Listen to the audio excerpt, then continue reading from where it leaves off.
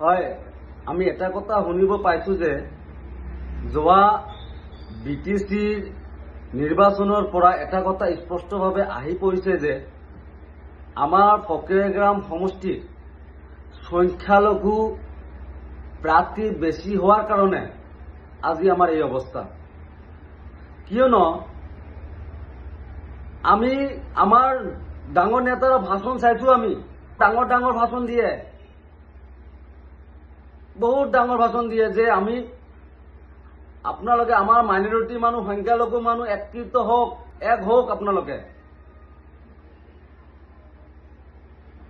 কিন্তু যিয়ে লিডাৰে আমাক ভাষণ দি আছে, এইকেইটা কি কৰি আছে? সি ইলেকশ্যন খেলি আছে না পইচা ইনকাম কৰি আছে না বিজনেছ কৰি আছে? এইটো আমাৰ প্ৰশ্ন আছে।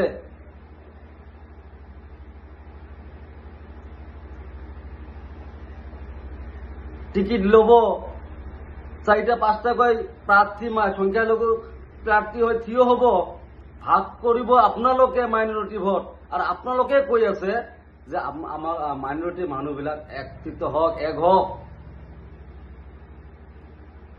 কিন্তু আপোনাক কোনে কব? আপোনালোকে এই জাতিটোক বিক্ৰী কৰি খাই আছে। যদি আপোনালোকে যদি এই জাতিটোৰ আপোনাৰ যদি দৰদ হলহেঁতেন, আপোনালোকে এই 5-4জনকে কেণ্ডিডেট নহয়। আপোনালোকে এতিয়ালৈকে সজাগ হওক। আমি বাৰ বাৰ সকীয়াই দিছো,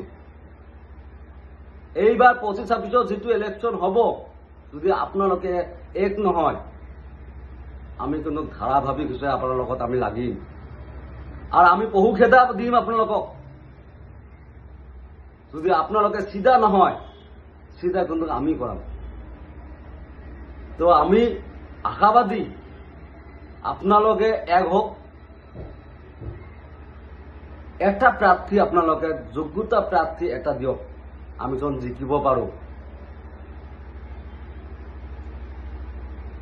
আমাৰ এই সংখ্যালঘু ৰাজনীতিৰ বচাৰ কাৰণে, এই জাতিটোৰ কাৰণে আপোনালোকে এক হওক। মই আপোনালোক আৰু এবাৰ কৈ আছো, আপোনালোকে এক হওক, আমি আছো আপোনালোকক। এই সংখ্যালঘু জাতিটো আপোনালোকে বচাওক। উত্তৰ পূৰ্বাঞ্চল সংখ্যালঘু ছাত্ৰ ছাত্ৰী চমুকে নেমচুৰ তৰফৰ পৰা